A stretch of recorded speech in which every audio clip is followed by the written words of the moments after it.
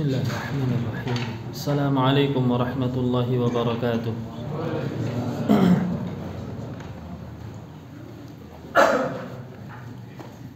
Innal hamdalillah nahmaduhu wa nasta'inuhu wa nastaghfiruh wa na'udzu billahi ta'ala min shururi anfusina wa sayyiati a'malina.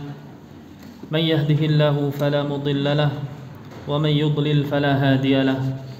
وأشهد أن لا إله إلا الله وحده لا شريك له وأشهد أن محمدا عبده ورسوله صلوات ربي وسلامه عليه وعلى آله وأصحابه ومن سار على نهجه واستنى بسنته إلى يوم الدين. أما بعد. Jamaah sekalian, kaum muslimin dan muslimah rahimani wa rahimakumullah. Alhamdulillah, segala puji bagi Allah Subhanahu wa taala, alladzi bi ni'matihi tatimmus shalihat, yang dengan nikmatnya kita bisa menyempurnakan amal-amal soleh kita. Salah satunya yaitu dengan hadirnya kita berkumpul di salah satu rumah Allah Subhanahu wa taala dalam rangka bermajelis ilmu, melanjutkan silsilah kajian kita pada kitab Al-Kabair, yaitu sebuah kitab yang membahas tentang dosa-dosa besar yang hendaknya dijauhi oleh kaum muslimin sebagai bentuk tauhid mereka, sebagai bentuk cinta mereka, dan melaksanakan tujuan hidup mereka kepada Allah Subhanahu wa taala, yaitu beribadah hanya kepadanya dengan menjalankan perintahnya dan menjauhi larangannya. Dan pada pembahasan kitab ini kita sudah sampai pada Al-Kabiratus Tsaniyah, itu dosa besar yang kedua, yaitu tentang qatlun nafs, membunuh jiwa. Kita sudah sampai kurang lebih setengah dari pembahasan ini. Insyaallah pada kesempatan kali ini kita selesaikan Al-Kabiratus Tsaniyah atau dosa besar yang kedua ini. Bagi yang mengikuti kitabnya, saya akan melanjutkan perkataan muallif Al-Imam Az-Zahabi rahimahullahu taala pada halaman yang ke-15. Beliau mencantumkan sabda Nabi Muhammad sallallahu alaihi wasallam. Sebelumnya kita berdoa kepada Allah, semoga Allah menambahkan ilmu yang bermanfaat kepada kita dan berbuah amal yang soleh, dan mudah-mudahan Allah mengampuni dosa-dosa kita semuanya. Qala al-muallif, penulis mengatakan, qala Rasulullah sallallahu alaihi wasallam, Rasul sallallahu alaihi wasallam bersabda dalam sebuah hadis yang diriwayatkan oleh Al-Imam Al-Bukhari dan Muslim rahimahumallah, la tarji'u ba'di kuffaran yadribu ba'dukum riqaba ba'din. Ya, janganlah kalian kembali seperti zaman jahiliyah nanti setelah sepeninggalku menjadi kufaran, yaitu menjadi kafir dengan berbuat salah seorang di antara kalian membunuh saudaranya yang lainnya. Dan di sini menunjukkan bahwasannya membunuh jiwa seorang mukmin adalah dosa besar yang sangat besar. Bahkan Rasul sallallahu alaihi wasallam mencantumkan kufaran. Ya, kufaran di dalam hadis ini bukanlah keluar dari Islam. Ya, bukan diartikan keluar dari Islam. Akan tetapi kufaran di sini kufrun duna kufrin, istilahnya kufur di bawah kekufuran, atau kufur asghar, kufrun asghar, kufur kecil. Ya. Kenapa? Karena tidak bisa kita memahami hadis dengan sendirinya, melainkan ahlu sunnah wal jamaah ketika menyimpulkan sebuah hukum atau membaca dalil itu metodenya dengan mengumpulkan, tidak dengan satu saja. Jika dengan satu saja memang diartikan adalah kufar, keluar dari Islam. Akan tetapi hadis-hadis yang lainnya, contohnya mengatakan sibabul muslim fisqun wa qitaluhu kufrun. Mencela seorang muslim adalah kefasikan, dan membunuhnya adalah kekufuran. Kekufuran yang dimaksud juga dalam hadis ini adalah kufur kecil, yaitu kufur kecil sama dengan dosa besar. Maka hadis ini menunjukkan membunuh adalah dosa besar dari lafaz kuffaran. Dari lafaz kuffaran, yaitu kuffaran ay kabiratan, yaitu dosa besar. Ya, tidak seperti selain golongan ahlu sunnah seperti zaman dahulu atau bahkan sampai kapanpun Mu'tazilah, ada golongan namanya Mu'tazilah, berpedoman bahwasannya pelaku dosa besar termasuk membunuh, ya, itu keluar dari Islam. Keluar dari Islam. Ya, Mu'tazilah punya pendapat sendiri, Khawarij punya pendapat sendiri. Ya, Khawarij mengatakan pelaku dosa besar pembunuhan keluar dari Islam alias kafir.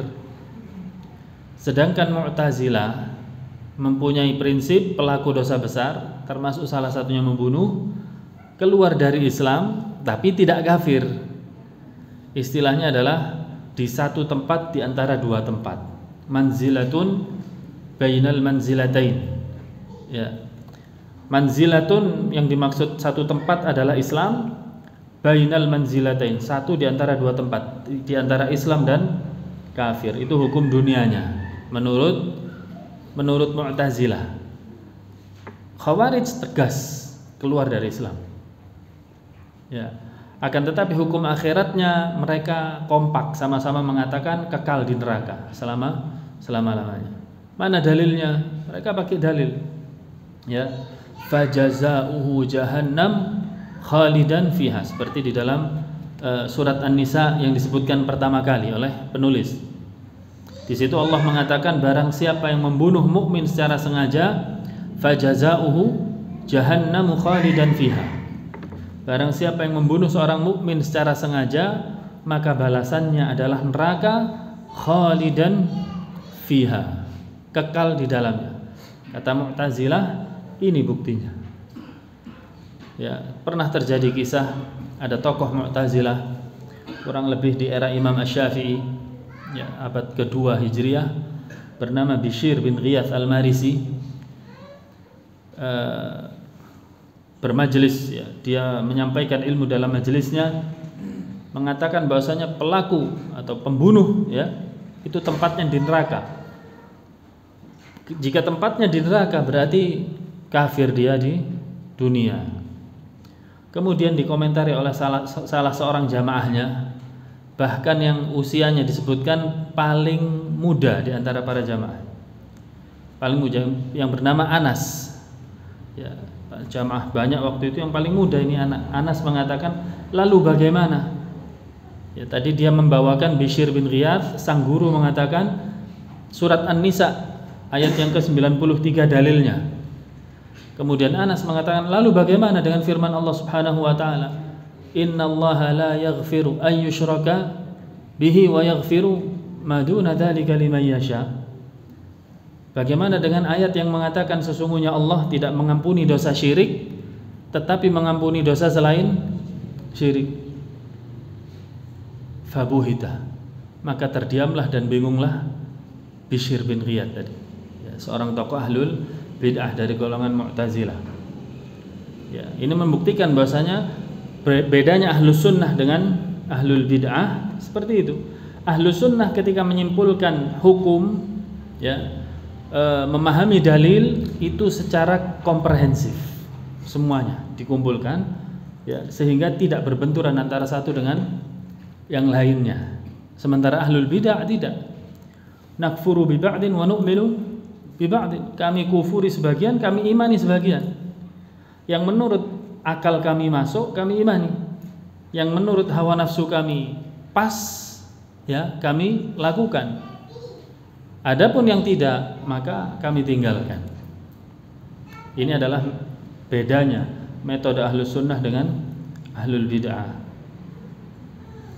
Dan yang dicantumkan oleh muallif di sini maksud kufaran, ya, kalau kita baca dalil secara keseluruhan, Maksud kufaran di sini adalah kufur kecil, sama dengan dosa besar.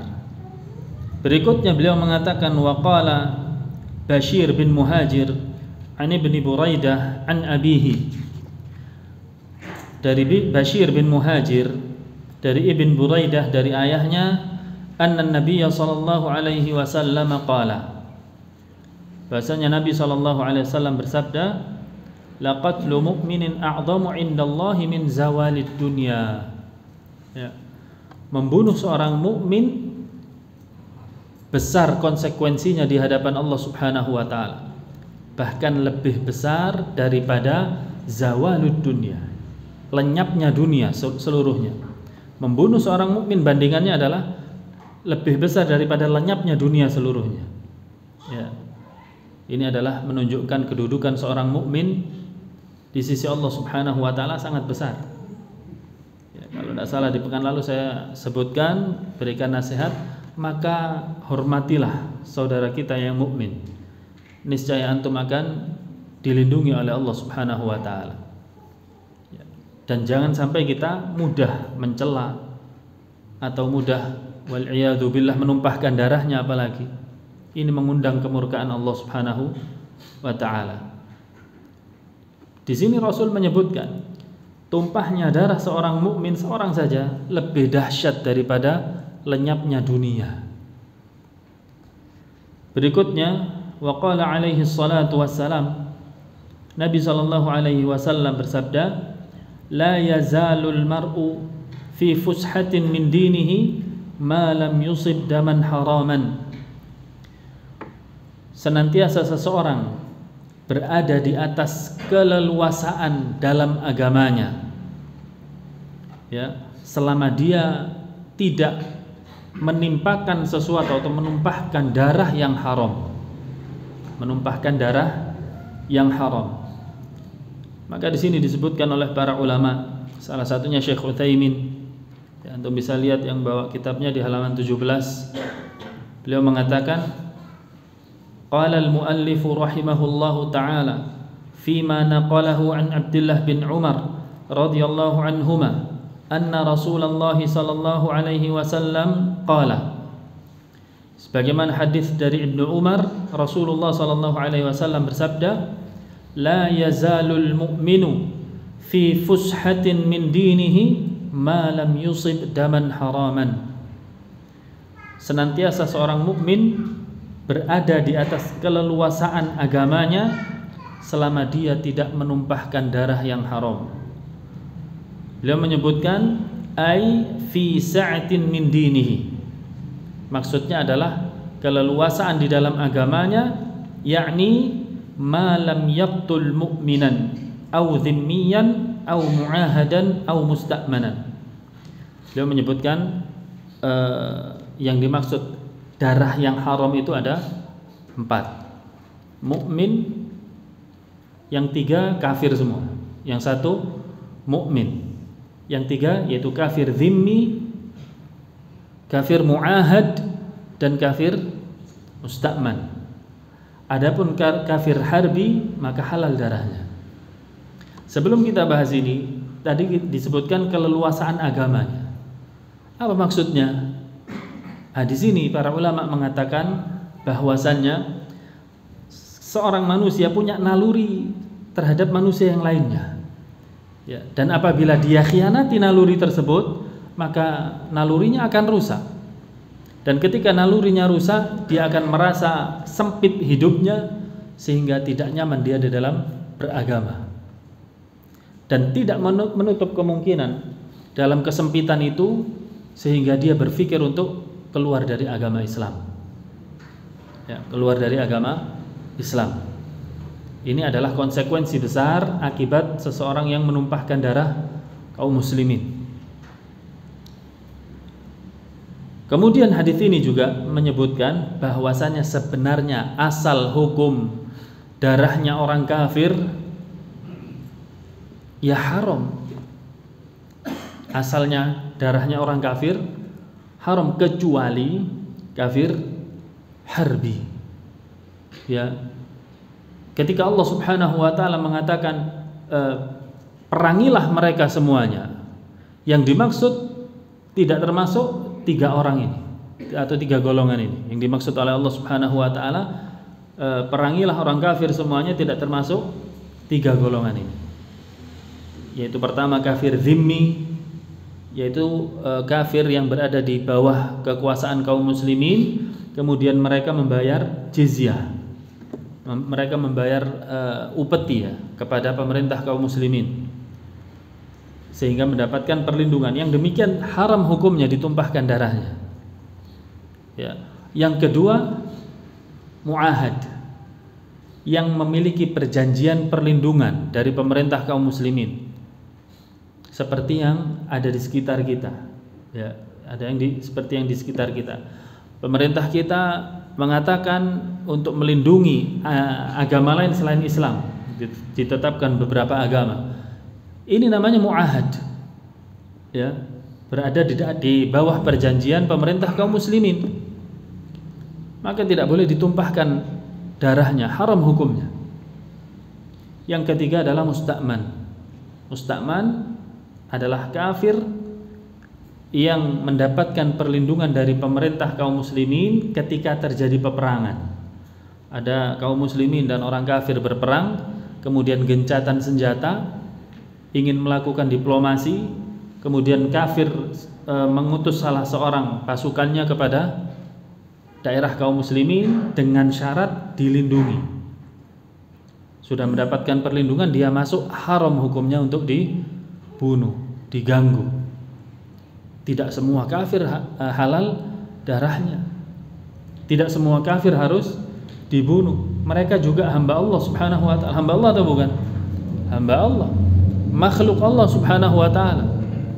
Ya, tidak mudah untuk langsung dibunuh. Bahkan mereka juga mendapatkan hak untuk dinasehati, diajak kepada agama Islam. Ya, bukan langsung dibunuh. Kalau dibunuh akhirnya sama saja apa? Kita menyegerakan dia untuk menuju neraka Allah Subhanahu wa taala. Bukankah syaitan juga menginginkan manusia supaya segera menuju neraka Allah Subhanahu wa taala? Tidakkah sama perbuatan manusia dengan syaitan ketika ingin menyegerakan orang kafir menuju neraka Allah Subhanahu wa taala? Ya, ini adalah peringatan keras bagi yang suka memiliki keyakinan kafir harus dibunuh, dibom, ya, melakukan bom bunuh diri di tengah-tengah orang kafir. Ini sama sekali bukan dari ajaran Islam. Ajaran Islam seperti yang diajarkan oleh Nabi dan para sahabatnya. Bahkan ketika berhadap-hadapan, saling membawa pedang sekalipun tidak langsung serang. Pertama apa? Diajak masuk Islam dulu. Seandainya sudah mau masuk Islam, selesai, tidak ada peperangan. Ya. Maka ini adalah hal yang diperingatkan oleh para ulama, bahwasanya tidak mudah menumpahkan darah manusia, termasuk orang kafir sekalipun, kecuali yang diizinkan oleh Allah Subhanahu wa taala, yaitu ketika dalam posisi peperangan. Kemudian beliau mengatakan, wa qala alaihi salatu wassalam, awwalu ma yuqda bainan nasi fid dima. Awal mula yang dihisab atau dihitung oleh Allah Subhanahu wa taala di antara manusia pada hari kiamat adalah ad-dima, yaitu darahnya. Ya, di dalam riwayat lain disebutkan, mungkin yang banyak tersebar, awwalu ma yuqda alaihi yaumal qiyamah, awwalu ma yuhasabu bihil abdu yaumal qiyamati as-salah. Awal mula yang pertama kali dihisab oleh Allah Subhanahu wa taala adalah salatnya.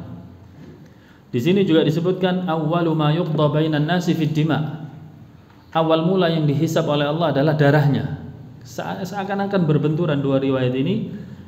Ketika kita jamak, yang dimaksud adalah ketika yang dihisab adalah as-shalah, itu salat, ketika hisab itu berhubungan antara dia dengan Allah Subhanahu wa taala. Adapun darah, ketika hisabnya berkaitan antara dia dengan manusia yang lainnya, manusia dengan manusia. Yang dihitung awal pertama kali adalah darahnya. Wa qala Quraisy 'ani asy-Sya'bi, Berkata Quraisy dari Asy-Sya'bi an Abdullah bin Amr dari Abdullah bin Amr ibn al-As radhiyallahu anhuma qala, mengatakan qala Rasulullah sallallahu alaihi wasallam, Rasul sallallahu alaihi wasallam bersabda, akbarul kabair, dosa besar yang paling besar adalah al-isyraku billah, yaitu syirik kepada Allah Subhanahu wa taala. Sudah kita lalui babnya, bab pertama. Wa qatlun nafs, yang kedua adalah membunuh jiwa. Wa uququl walidain, kemudian yang ketiga adalah durhaka kepada kedua orang tua. Oleh karena hadis inilah Al-Imam Az-Zahabi rahimahullahu taala berbeda dengan kitab kabair yang lainnya. Beliau mencantumkan yang nomor 2 adalah membunuh, ya, mencantumkan yang nomor 2 adalah membunuh jiwa yang diharamkan oleh Allah Subhanahu wa taala. Kitab kabair yang lainnya setelah syirik adalah durhaka kepada kedua orang tua, ya.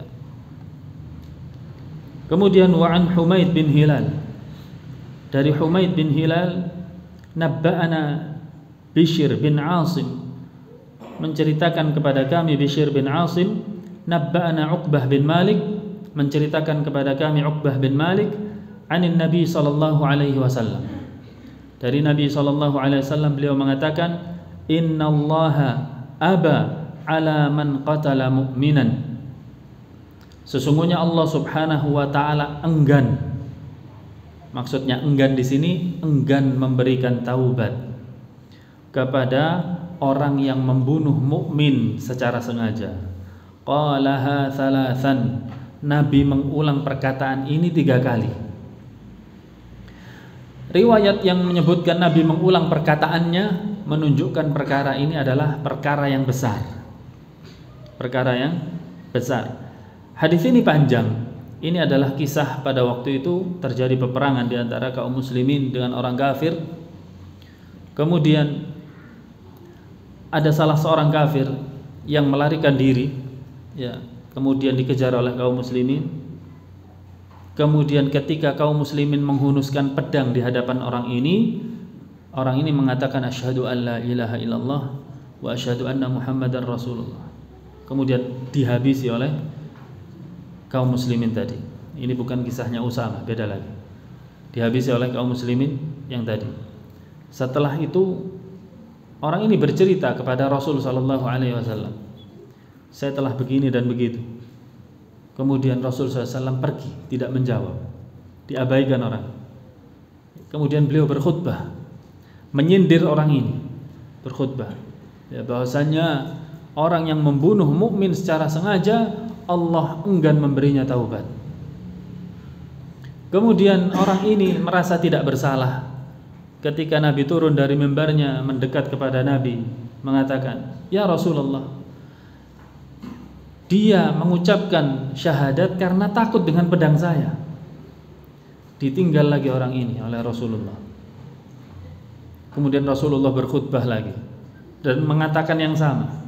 Orang tadi pun belum puas, mendatangi Rasulullah sambil mengatakan, ya Rasulullah, saya membunuhnya karena saya merasa syahadatnya takut dari pedang saya.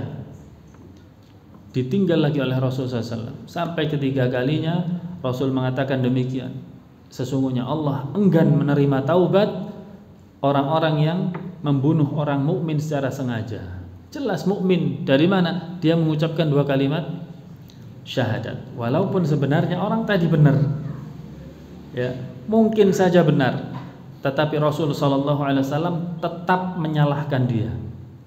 Di sini membuat kesimpulan bahwasanya kita menghukumi orang sudah secara zahirnya saja. Secara zahirnya, tidak lebih dari itu. Kita tidak tahu isi hati manusia. Nah, berikutnya, waqala an-nabiy sallallahu alaihi wasallam, Nabi sallallahu alaihi wasallam bersabda, ma min nafsin tuqtalu zulman, tidaklah ada seorang jiwa yang dibunuh secara zalim, illa kana ala ibni adamil awal kiflum min damiha, kecuali pasti anak Adam yang pertama akan menanggung dosanya. Akan menanggung dosanya, itu anak Adam yang berseteru Qabil dan Habil.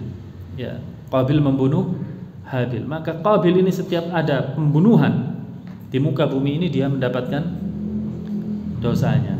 Ini menunjukkan peringatan dari Nabi SAW, jangan sampai kita memberikan sunnah sayyi'ah, yaitu contoh yang buruk. Ya, apapun itu, contoh yang buruk jangan sampai kita contohkan kepada manusia sehingga manusia tadi mencontoh dan kita dapat dosanya. Akan tetapi kebalikannya, yang semangat atau paksakan diri kita untuk memberikan sunnah yang baik, ya, sunnah yang baik, sehingga setiap manusia yang mencontoh kita akan mendapatkan pahalanya. Berikutnya ikhwan, wa an ibni Umar, dari Ibnu Umar, anin Nabi sallallahu alaihi wasallam qala, dari Nabi sallallahu alaihi wasallam bersabda, man qatala mu'ahadan, barang siapa yang membunuh mu'ahad, seperti tadi kafir yang ada perjanjian dilindungi oleh kaum muslimin, barang siapa yang membunuh orang itu, lam yarah raihatal jannah, tidak akan mencium bau surga. Wa inna rihaha yujadu min masirati arba'ina 'ama, padahal kata Nabi SAW, aromanya surga bisa tercium dari jarak perjalanan 40 tahun. Ya, sementara orang yang membunuh mu'ahad, apalagi mukmin, ini mu'ahad kafir, tapi kafir yang haram darahnya, ya, tidak mencium bau surga, wal iyadu billah. Hadis ini sahih dikeluarkan oleh Al-Imam Al-Bukhari dan Nasa'i. Jamaah sekalian rahimani wa rahimakumullah, ya, pelajaran dari sisi yang lain menunjukkan di sini kaum muslimin adalah mereka, yaitu mereka adalah orang-orang yang selalu menepati janjinya. Mu'ahad ini adalah kaum muslimin yang menjamin keselamatan orang kafir, dan kafirnya dikatakan mu'ahad, maka tidak boleh dikhianati. Berarti ini simbol besar, sifat dari kaum muslimin adalah orang-orang yang menunaikan janjinya, tidak mengkhianati janjinya. Berbeda dengan munafik. Kata Nabi SAW, ayatul munafik thalatha, tanda-tanda orang munafik adalah 3, ya, yaitu idza haddatsa kadzaba, apabila berkata dusta, wa idza tumina khana, apabila diberikan amanat dia berkhianat, wa idza wa'ada akhlaf, apabila berjanji dia mengingkari. Salah satunya ini. Pelajaran dari sisi lain, mu'ahad, ya, kafir mu'ahad tidak boleh dibunuh karena dia punya perjanjian dengan kaum muslimin. Barang siapa yang membunuhnya berarti dia telah mencederai keislamannya, mengkhianati janjinya. Ya, tidak seperti orang-orang kafir. Antum ingat peristiwa Yaumur Raji' atau Bi'r Ma'unah pada zaman Nabi SAW. Itulah sifat dari orang-orang kafir, mengkhianati janji. Setelah peperangan Uhud, terlihat kaum muslimin mengalami kekalahan, ya, mereka menjadi-jadi kaum musyrikin, kemudian mendatangi kabilah Qarah dan Ra'al, yaitu kabilah di sekitar kota Madinah, mendatangi Nabi SAW, pura-pura menampakkan Islamnya. Ya Rasulullah, kami orang yang baru masuk Islam, utuslah kepada kami sahabat-sahabatmu ke daerah kami untuk mengajarkan kami hukum-hukum Islam, mengajarkan kami Al-Quran. Nabi diberitahu gini, Masya Allah, betapa semangatnya Nabi menyebarkan agama Islam, sehingga tanpa banyak bicara Nabi pun mengirim 10 orang sahabatnya. 10 orang sahabat. Ketika berangkat 10 orang sahabat dipimpin oleh Asim bin Thabit, Ya. Sampai di daerah yang bernama Ar-Raji', mereka dikepung oleh Banu Lihyan. Dikepung oleh Banu Lihyan, kurang lebih ada 200 orang yang mengepungnya. Sampai mereka naik berlindung ke atas bukit. Ya. Kemudian mereka mengatakan, ini sudah dikhianati ini. Kemudian ketika mereka yang 10 orang naik ke atas bukit, dikatakan oleh Banu Lihyan, turunlah kalian. Jika kalian menyerahkan diri mengikuti kita, tidak ada satupun yang dibunuh. Mu'ahad atau tidak berarti? Mu'ahad. Ada perjanjian untuk dilindungi. Apa yang terjadi? Kecuali Asim bin Thabit mengatakan, adapun saya ana wallah, saya demi Allah, ya, saya tidak akan turun atau menyerah ke perlindungannya orang kafir. Saya sudah tahu orang kafir khianat. Asim bin Thabit ketuanya. Ya. Kemudian Asim bin Thabit pun mengelak dengan senjatanya sampai dibunuh. Terbunuhlah Asim bin Thabit, sang ketua regu tadi. Ya. Dan Asim bin Thabit semasa hidupnya punya janji sama Allah Subhanahu wa taala, tidak akan menyentuh tubuhnya orang musyrik.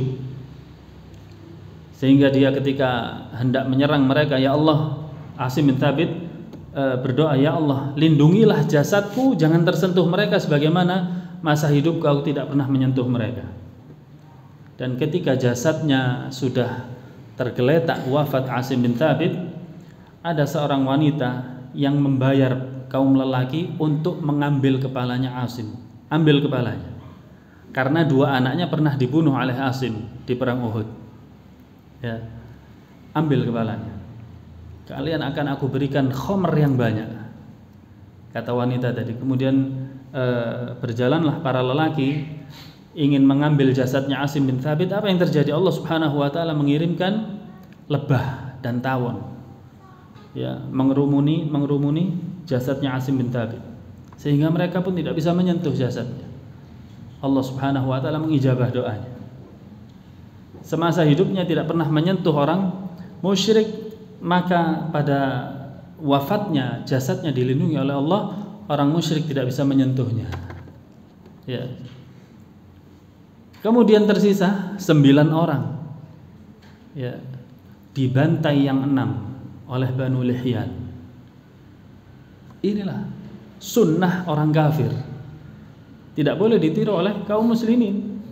Ini sama statusnya mu'ahad muslimnya menurut orang kafir. Ya.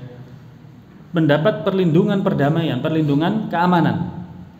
Tetapi ketika turun dari bukit tadi dibunuh. Disisakan 3 orang. Zaid bin Dathnah, Abdullah bin Tariq, ya. Dan satu lagi Khubayb bin Adi.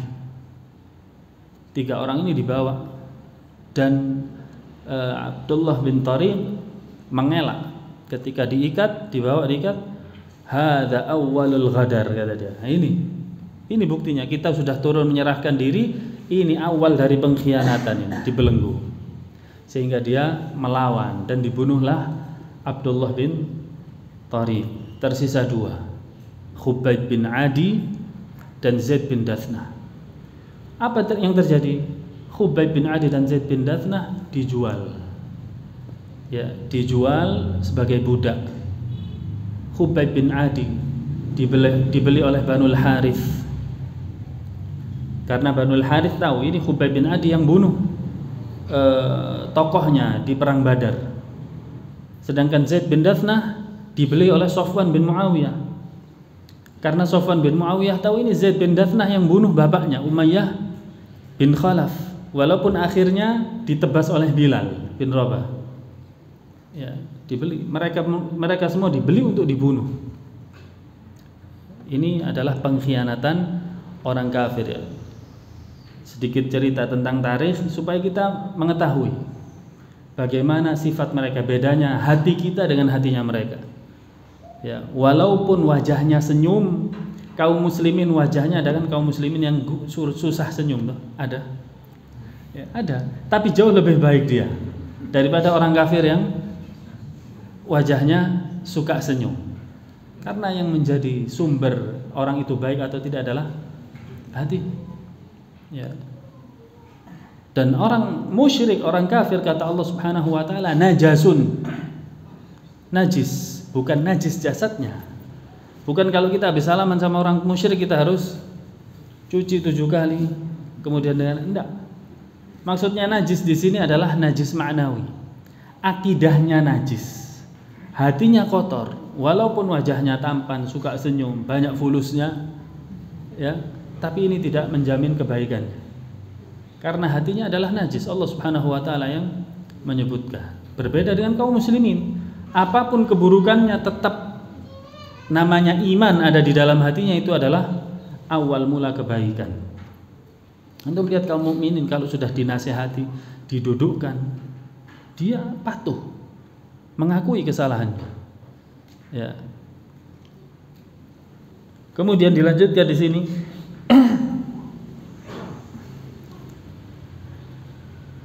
Wa an Abi Hurairah radhiyallahu anhu. Dari Abu Hurairah radhiyallahu anhu. Anin Nabi sallallahu alaihi wasallam qala. Dari Nabi sallallahu alaihi wasallam beliau bersabda, "Ala man qatala nafsan mu'ahadatan laha dhimmatullah wa dhimmatu rasulih." Ketahuilah barang siapa yang membunuh jiwa yang dilindungi, ya, ada perjanjian perlindungan keamanan untuknya,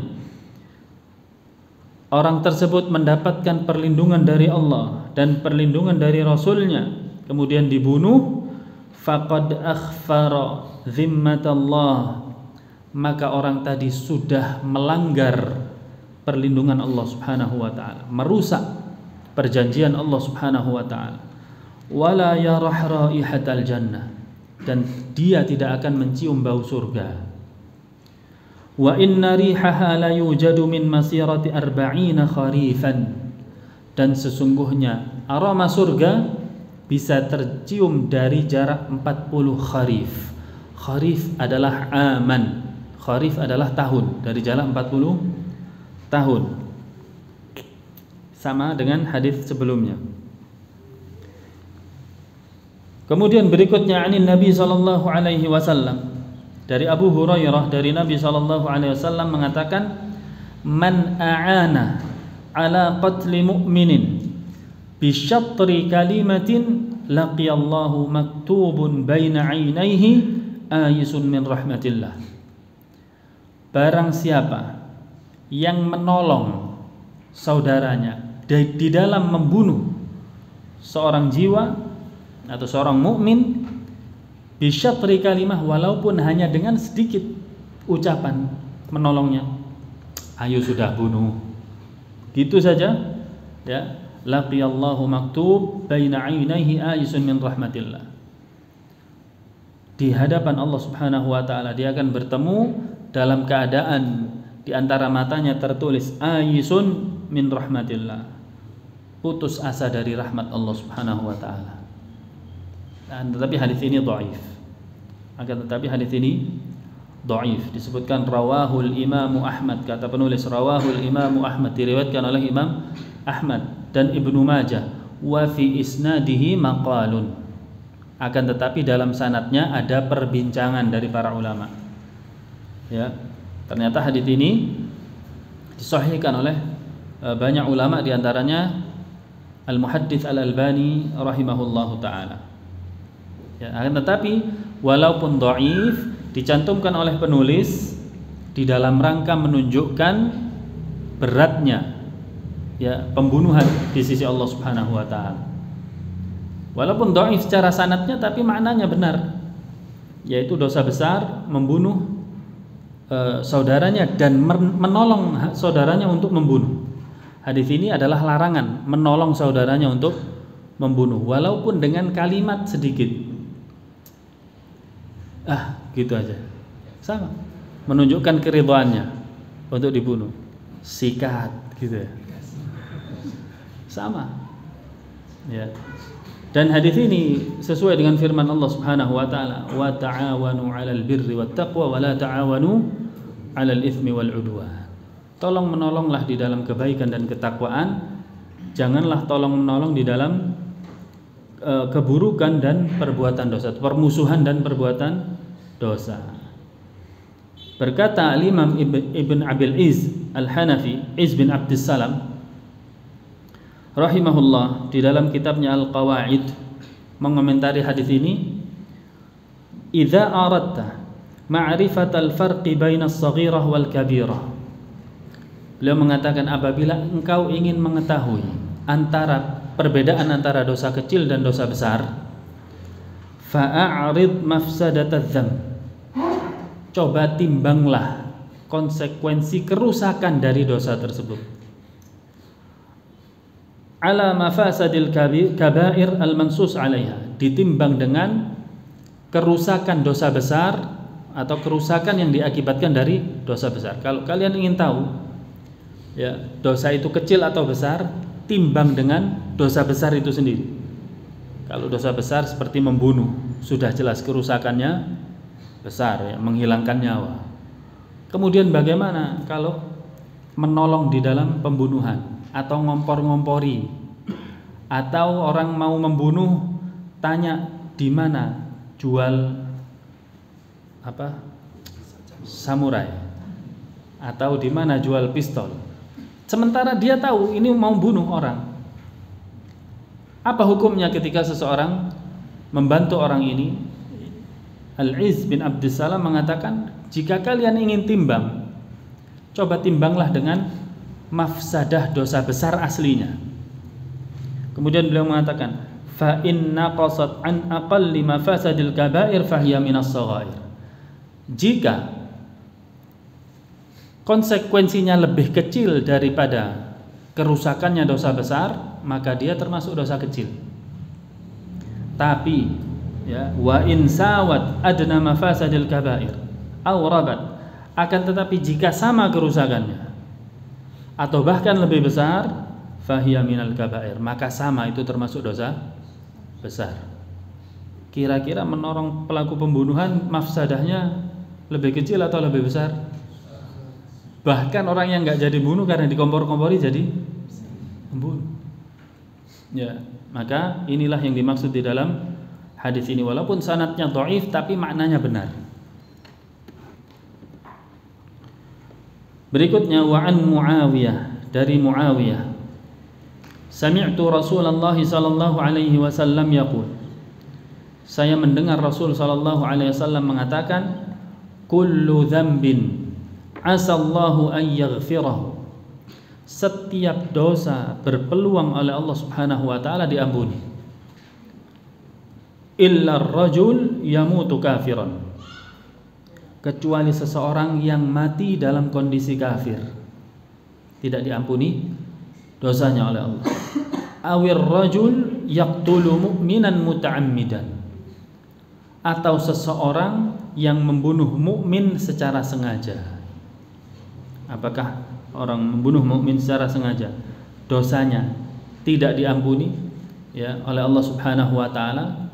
Tidak demikian. Hadis ini termasuk mutasyabihat, harus ditarik kepada yang muhkam. Nah, ini dapat istilah kita ya.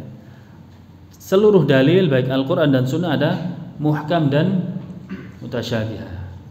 Dalilnya di dalam surat Ali Imran. Ya, huwallazi anzala 'alaikal kitab minhu ayatun muhkamatun hunna ummul kitabi wa ukharu mutasyabihat. Dialah Allah Subhanahu wa taala yang menurunkan kepadamu wahai Muhammad Al-Qur'an, ada dua metode atau dua unsur. Ada muhkamat ya, muhkamatun hunna muhkamatun wa ukharu mutasyabihat, dan yang lainnya adalah mutasyabihat. Wajib tahu atau tidak? Ya wajib tahu kita istilah muhkam dan mutasyabihat. Ya, muhkam adalah dalil yang simpel ya, kita simpel saja di majelis ini. Muhkam adalah dalil atau nas yang monotafsir, tidak bisa ditarik kemana-mana. Tafsirnya satu, tidak bisa ditarik kemana-mana. Kalau ditarik kemana-mana akan menolak akal sehat ini. Ya, akan menolak akal. Contoh, Ar-Rahmanu 'alal 'arsy istawa. Allah Subhanahu wa taala bersemayam di atas arsy. Allah Subhanahu wa taala bersemayam di atas arsy. Secara bahasa, bisakah bersemayam atau istiwa di atas arsy? Istiwa itu kan artinya tinggi, tinggi di atas arsy. Kemudian ditafsirkan menguasai. Oh, ini maksudnya menguasai. Sejak kapan bahasa tinggi sama dengan menguasai? Gak sama sekali. Kalau tinggi sama dengan menguasai, berarti lawan dari menguasai adalah rendah. Karena lawan dari tinggi adalah rendah. Kan gak sama. Tidak sama. Ketika ayat yang muhkam seperti ini ditarik kemana-mana tafsirnya, akal akan menolak.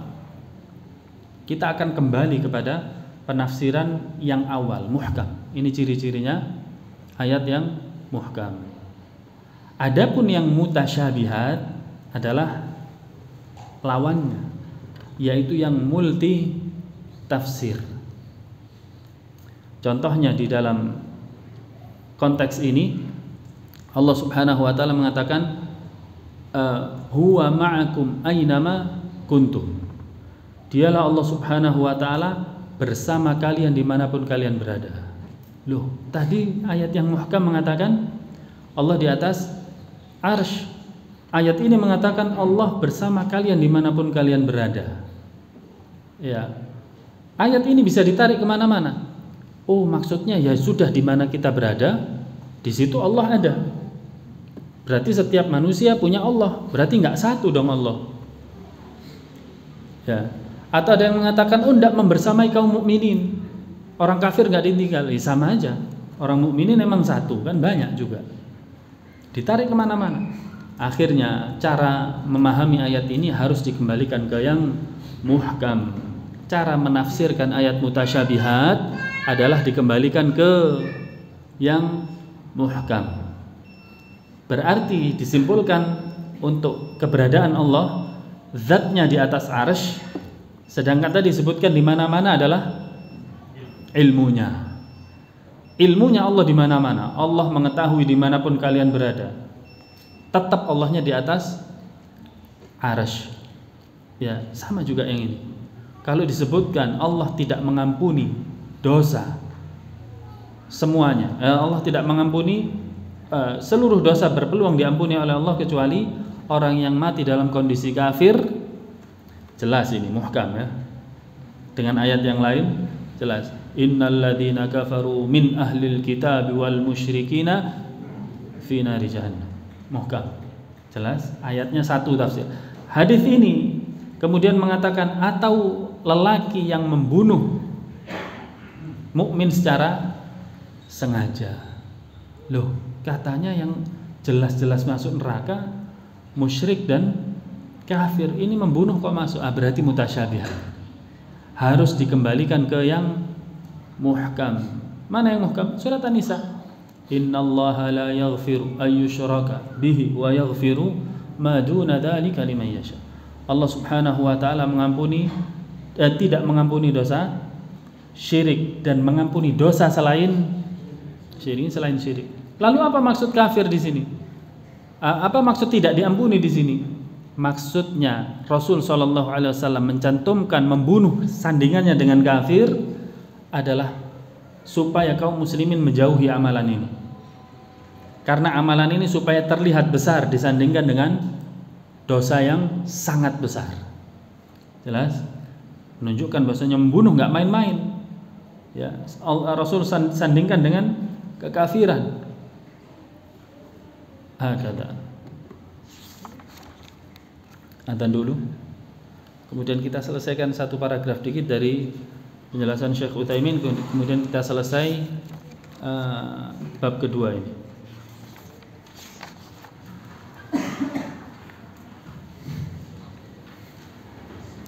Allahu Akbar,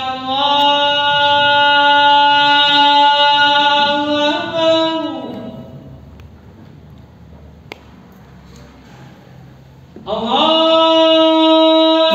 Akbar,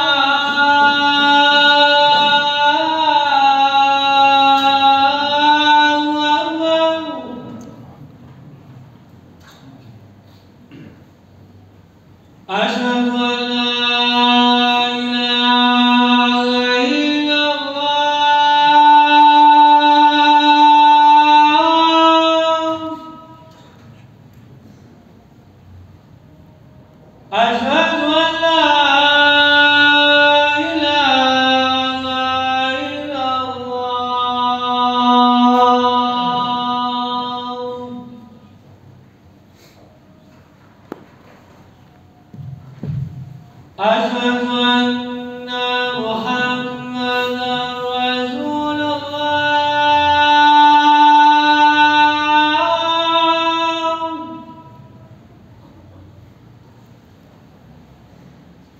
أشهد أن محمدا رسول الله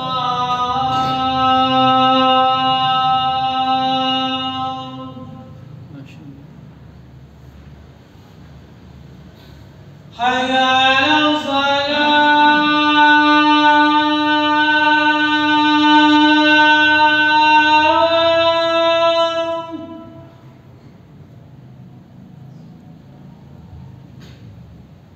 حي على الصلاة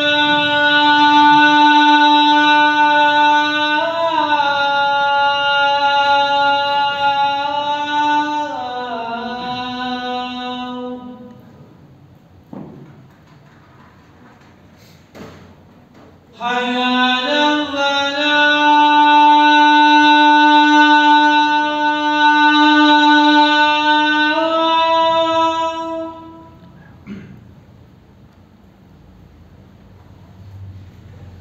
حي على الفلاح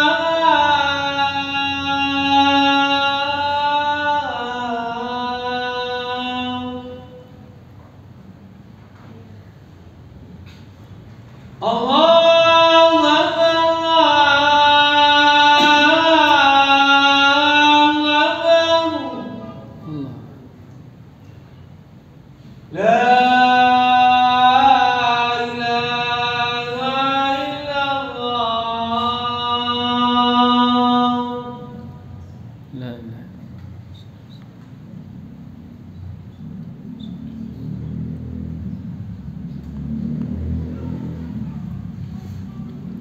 Baik, sisa dari pembahasan ini adalah bagaimana taubatnya seorang pembunuh.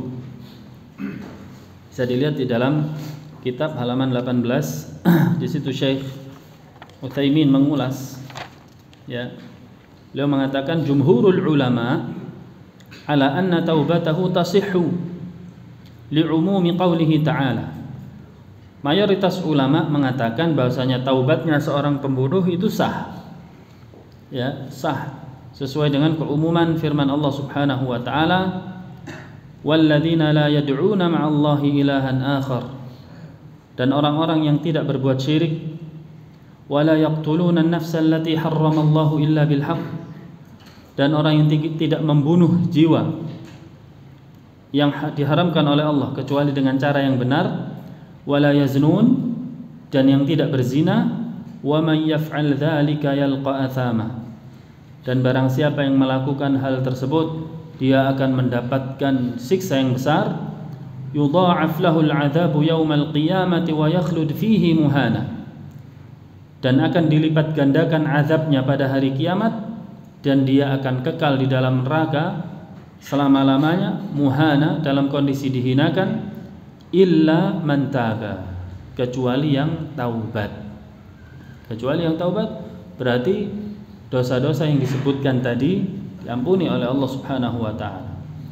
Ya, beliau mengatakan fahuna nassun ala anna man taba min qatlin nafs allati harramallahu illa bil haqq wa amana wa amila salihan fa innallaha yatubu alaihi.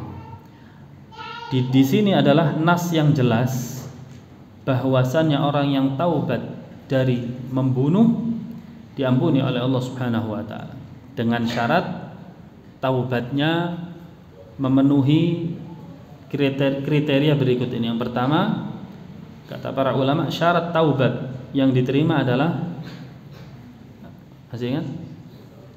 Melepaskan dosanya, meninggalkan dosanya, al-iqla'. Yang kedua, menyesali, an-nadam. Yang ketiga, berjanji untuk tidak. Tiga ini jika sang hamba berdosa atau bermaksiat yang maksiatnya hubungannya dengan Allah Subhanahu wa taala. Akan tetapi jika hubungannya ada sangkut paut haknya makhluk, ya, maksiatnya ada hubungannya menyangkut hak makhluk, maka ada yang keempat, yaitu meminta halal. Kalau dicela ya minta maaf. Uangnya atau hartanya diambil ya dikembalikan. Membunuh masuk mana? Masuk yang keempat, membunuh. Ya. Jika Allah Subhanahu wa taala sudah mengampuni dia, taubat dalam maksiat membunuhnya, dia masih ada. Masih ada hak orang lain yang masih dia rampas, belum dikembalikan. Oleh karenanya Syekh mengatakan di sini, ya, walakin bimadza takunu taubah. Akan tetapi bagaimana cara taubatnya orang yang membunuh? Qatlul mu'mini 'umdan yata'allaqu bihi thalathatu huquq.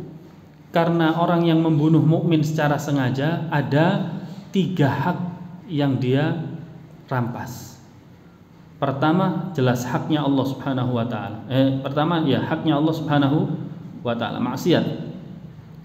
Yang kedua adalah haknya orang yang dibunuh, hakul maktul.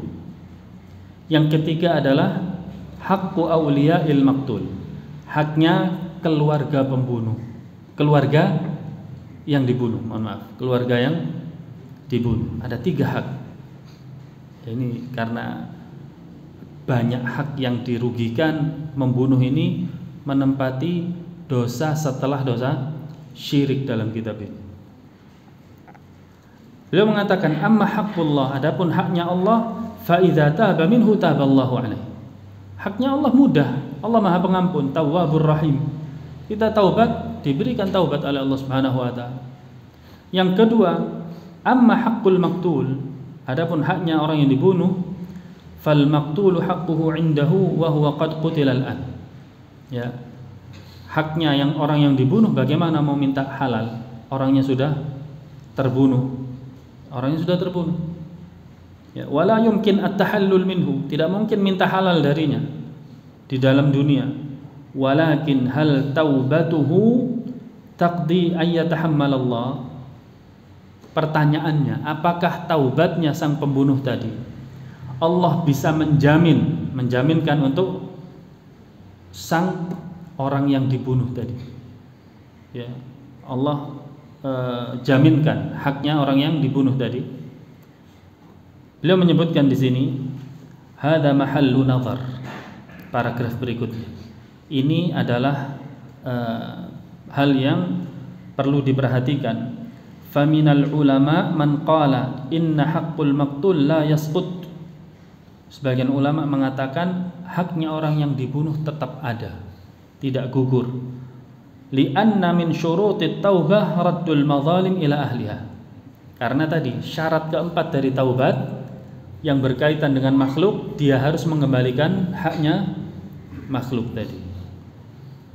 Sementara orang yang dibunuh nggak mungkin, ya, kita kembalikan ruhnya, nyawanya, bisa?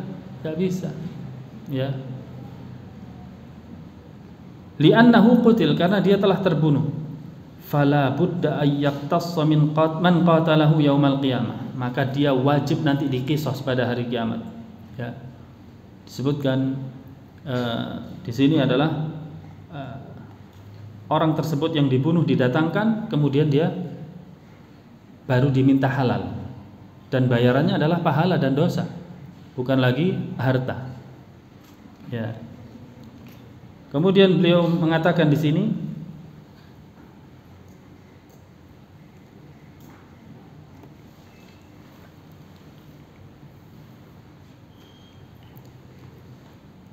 walakin zahirul ayat, akan tetapi zahir ayat yang dibacakan tadi, allati dzakarnaha, yang telah kami sebutkan, fi suratil Furqan, di dalam surat Al-Furqan, ini pendapatnya Syekh Utsaimin, yaqtadi anna Allah yatubu alaihi taubatan tammah.